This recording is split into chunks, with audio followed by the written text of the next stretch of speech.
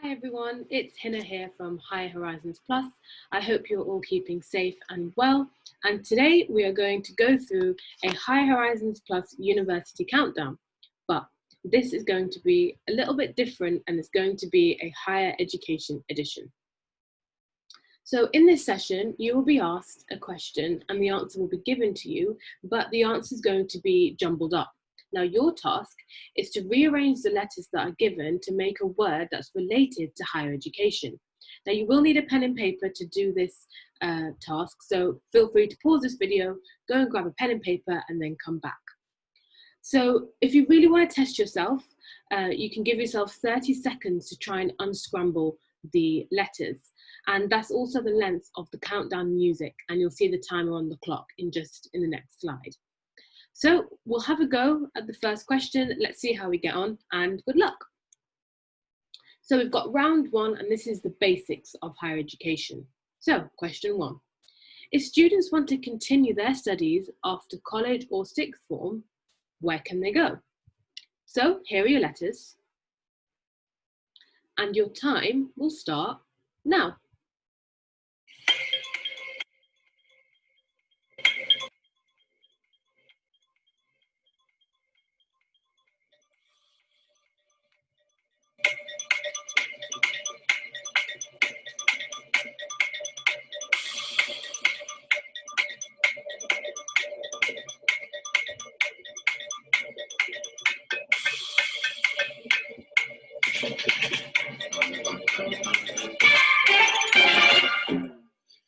So hopefully that was enough time for you. We started off with a relatively easy one.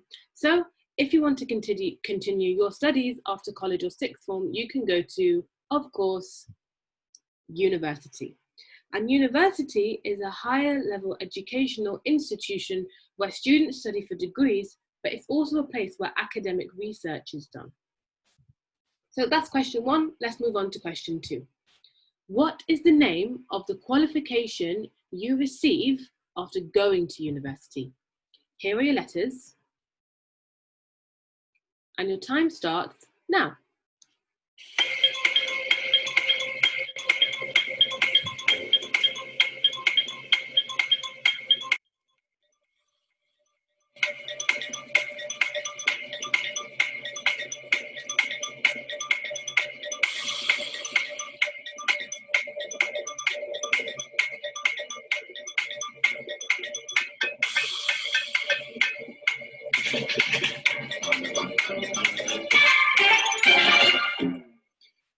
Okay, so the answer to question two is, upon successful completion of a university course, you are then awarded with a degree. That's what it is, a degree. Let's move on to question three. So at university, you will attend a type of class that will have a lot of people in it. What is this class called? Here are your letters. Time starts now.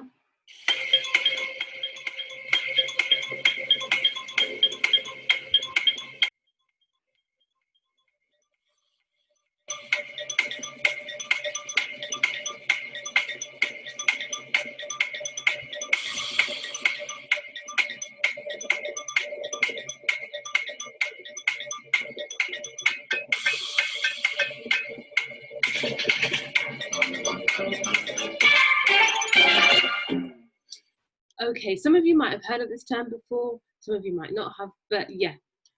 At university, you will attend a class that will have quite a few people in it, and this is what's called a lecture. Now, most university degree courses will have some form of a lecture, but the kind of format it takes might vary from degree course to degree course. But generally, a lecture tends to be a presentation, normally a PowerPoint, that a academic from that university will go through. It's like a lesson. So they're mainly for students to take notes in while the lecturer is going through a presentation. And there might be some time at the end of the lecture to have some questions. Now, you might find that the lectures that you attend are really big. To give you an example, I studied Arabic and international relations at university, and my international relations lectures were around 250 people, but my Arabic ones were only around 30. But I did go to quite a big university in terms of student numbers, and international relations politics tend to be quite a popular course. So it really does depend. The size of your lecture really will depend on the size of the university and also just the degree type. So that's a lecture. Let's move on to question 4. You will also attend another type of class at university, but this will have less students in. It could be around 20, could be 30, could even be less. But what is this one called? I'll give you your letters. And your time starts now.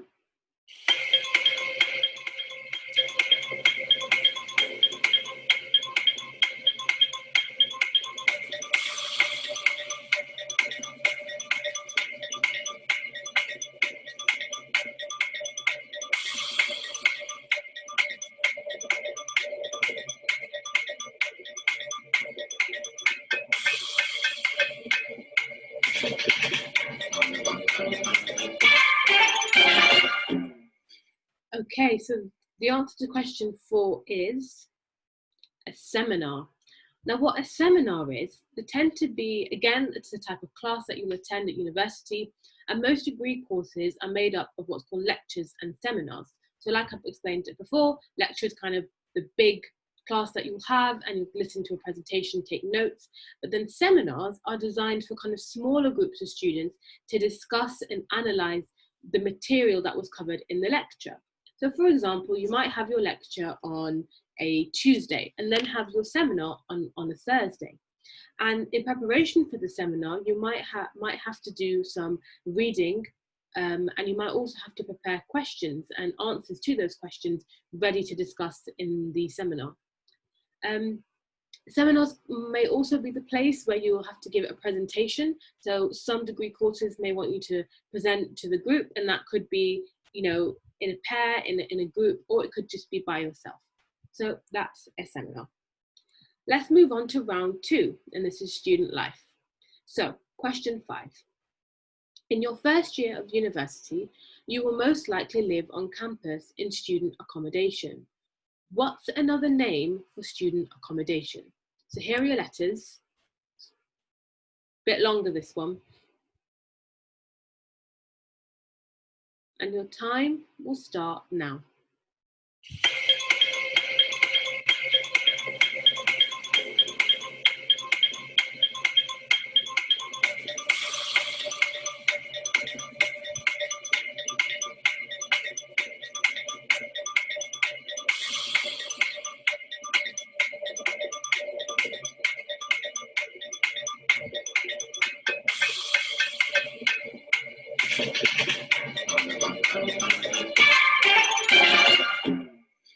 Okay, so another name for student accommodation is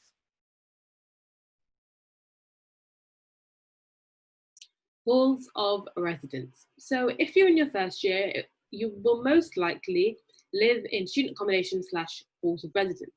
Now there are different types of halls, and it's really important that you pick what's right for you. So you might have something that's ensuite, you get your own bathroom, might have a shared bathroom, might have catered, where all your breakfast, your lunch and your dinner, you go and eat in a canteen, or you might have self-catered, and that's where you make your own food. Now, I know at the moment universities are not having open days in person where you can physically go onto the campus, but a lot of them are doing virtual open days.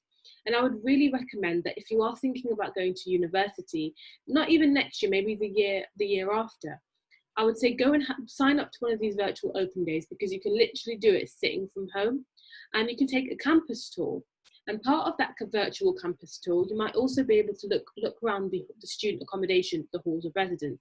And that's really a good way to get to grips with student life and see how it can be living like a student. So definitely do sign up to any virtual open days that you do come across. All right, so let's move on to question 6. So as part of some university courses, you can spend some time studying in another country. Now, what is this called? So here are your letters, and your time will start now.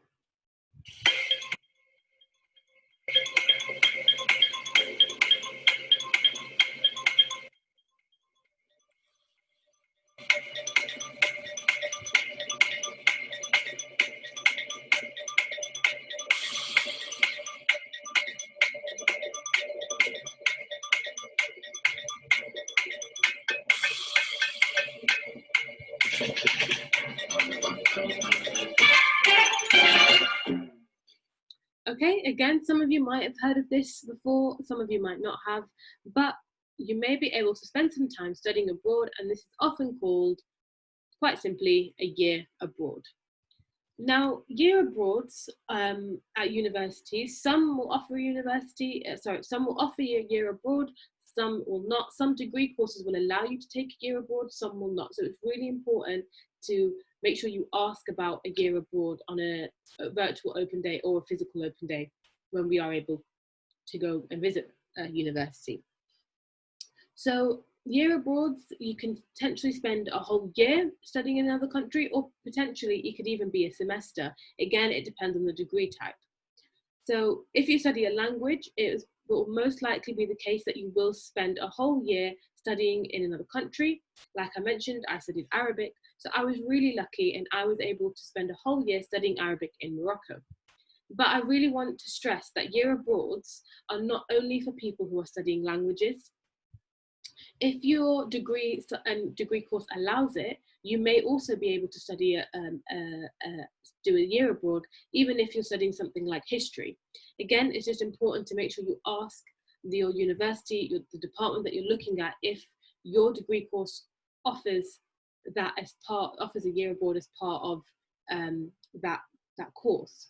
I think it's also really important to ask the university what their links are with other universities around the world. So what you'll find is that a lot of universities have links with universities everywhere, from like America to Canada, Australia, China, Japan, so many different places. So make sure you ask about these kind of global opportunities when you're on an open day, be it a virtual one or be it one that's in person. Now, I'm a real big advocate for year abroad, just because I kind of saw myself really grow throughout the year and grow in confidence as well. And even when you come to look for a job after university, having a year abroad on your CV, it really helps you to stand out when employers are looking to hire somebody. It shows that you're flexible, it shows that you can adapt to different cultures, and it gives you a breadth of experience that few other graduates might have. So that's a year abroad. Let's move on now to question 7. Now, as part of your degree, you may be able to spend some time working in a sector that's related to your degree course. What's this called? Here are your letters.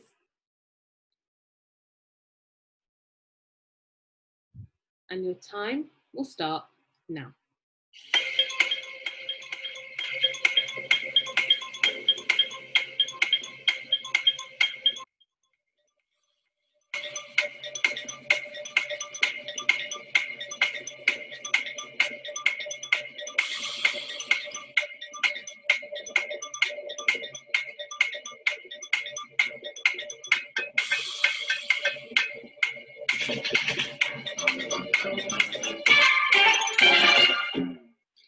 Okay, so the answer to question 7 is year in industry. So this is sometimes also referred to as an industrial placement year, or even a sandwich year. But essentially what a year in industry is that it's a year that you will take to work in a company, in an organization that's related to your field of study. Like a year abroad, not all degree courses will allow you to take a year in industry, so it's really important to make sure you ask the questions if your degree course can allow for this. It's usually taken in your 3rd year of university, so you'll do first 2 years, year in industry, final year. But again, that's not always the case. It's usually a 12-month long placement, but again, it depends on the degree.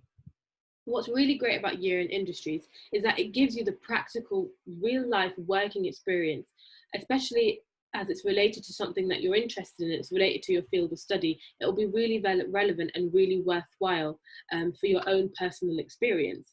And again, like a year abroad, when you come to apply for jobs, it really helps you stand out against the crowd. You can say, look, I have had a whole year working in X sector, X industry, and it's taught me X, Y, and Z. So again, if you're interested in a year in industry, make sure you ask about it at an open day. Let's move on to question 8. A place where you can grab a snack, grab a drink, volunteer, or join a student society. But what am I? Here are your letters. And your time will start now.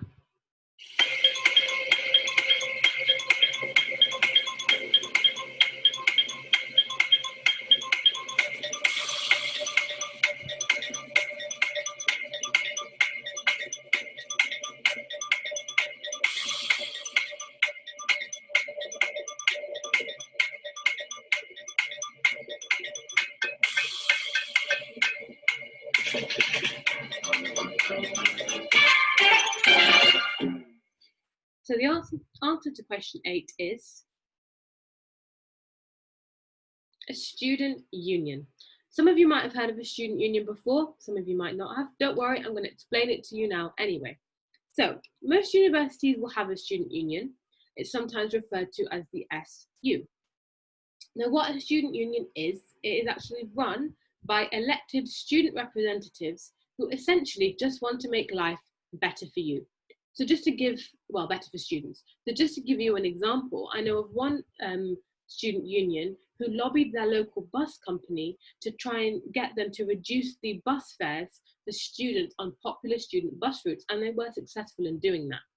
So student unions are places where, like I said, the elected student representatives will try and make student life better, not only within the university, but in the city that the university is in.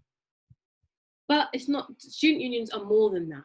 They are often physical spaces, so it could be a whole building, or it could be a floor in a building, and it's a place where you can go, you can grab a drink, grab a snack, there might be a cafe, there might be a bar, there'll often be a university, like a union shop where you can buy university merchandise or your hoodies and things like that. And it's also where the legendary student nights out take place, and it's often just a place to go relax, chill, and take a break between classes.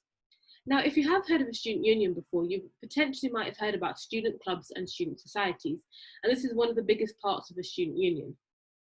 When you go to university, you will have the opportunity to join a student club or a student society.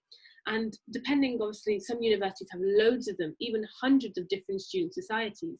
And this can range from things like football, netball, but you've got your faith societies, your political campaigning societies, you've got your general interest, you've got things like baking, you've got knitting, and some universities even have a Quidditch society. And if you go to university, you go along and you think, you know what, they haven't got a society for X. Well, you have the power to create one. And that's what's so great about student unions. It gives the power to the students. Question 9. Now we're looking at degree courses. This is going to look at degree courses in general. To kick things off, what do you think was the most popular degree course in 2016? Here are your letters. Time starts now.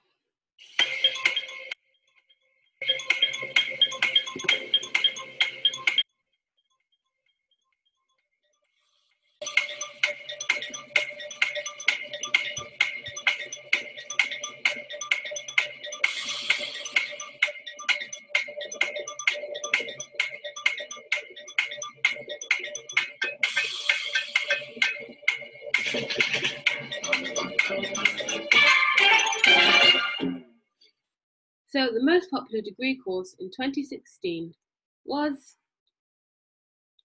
nursing. So yeah, in 2016, that was the most popular degree course. Now, if you're just starting out thinking about university, or you're not sure about it, or you're like, I don't know what I want to do, I would say go and spend some time looking on the UCAS website. If you know that you want to go to university, but you're not sure what you want to study, I would say this is a really good time to spend some time looking through the UCAS website. And there's a specific one that's got all the subjects listed there. And it's www.ucas.com/explore/subjects. And on this page, they have the different subject areas from accounting and finance, business, aeronautical engineering, biomedical science, zoology. So if you're not sure what you want to study, go and have a look on there and think, and you might find something that you think, oh, you know what? I find that sounds really interesting. And once you click on that subject, you can also find out which universities you can study those subjects at, how to apply, and what the entry requirements are, and also more about course content. So again, if you're not sure what you want to study, you know you want to go to university, but not sure what you want to study, have a look on there. And even if you're not thinking about going to university, have a look on there anyway, because something might interest you and you think, you know what, I would like to study this more and I might consider going to university. So that website again is www.ucas.com/explore/subject. So let's move on to question 10. Now, at some universities, you may be able to study 2 subjects as your degree. Now, what is this type of degree called? Here are your letters.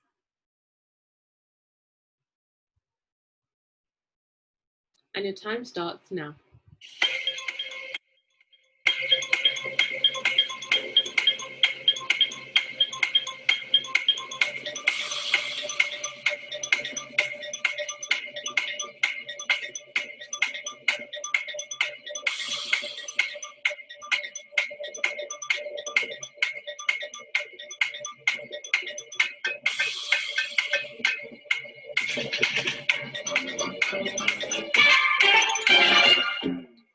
Okie doke. So this type of degree is called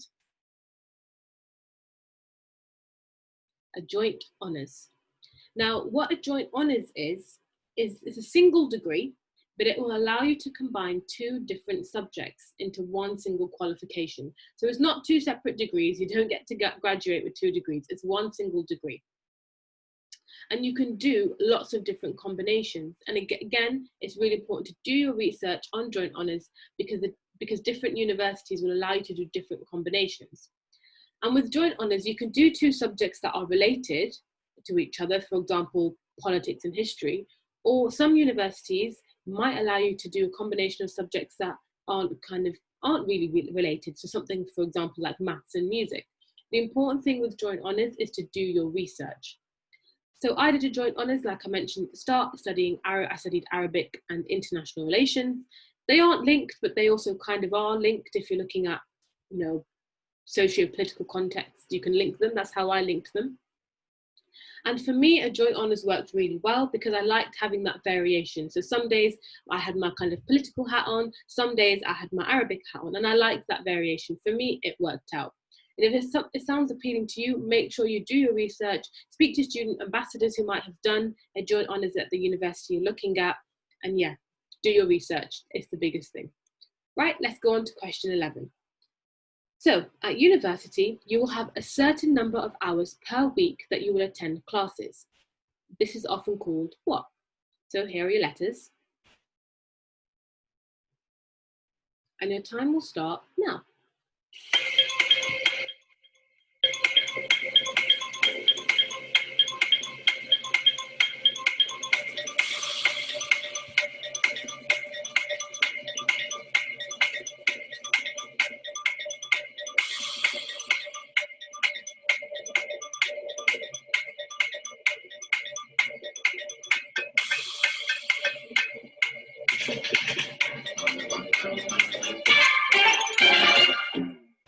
Okay, so the answer to question 11 is contact hours.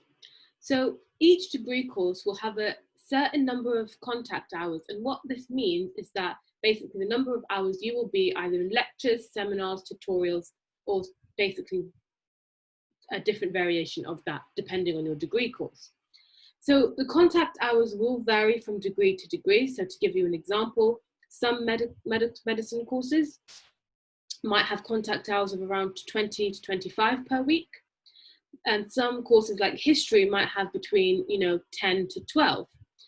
But just because something like medicine has more contact hours and history potentially has less, it doesn't mean that kind of humanities subjects are any kind of easier than your kind of STEM, science, engineering subjects.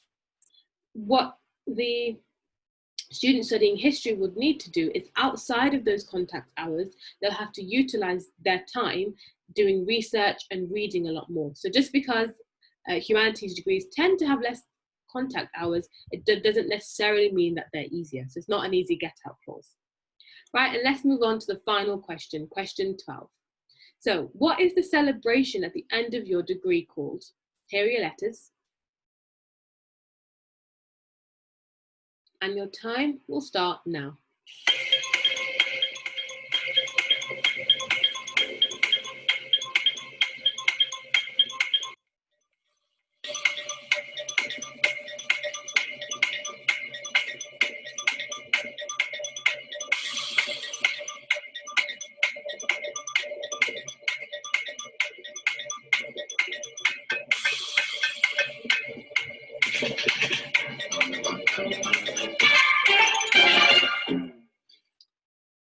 So the answer to question 12, the final question, is graduation. So once you've successfully completed your degree after 3, 4, or even 5 years, you then get to celebrate with your graduation. Now, graduations tend to take place at the university themselves, or maybe in a local town hall, and they're great. It's a great way to celebrate your hard work paying off after 3, 4, or 5 years. And you can celebrate with your loved ones, your friends, your family. So there you have it. You have successfully completed the Higher Horizons Plus Higher Education edition of Countdown.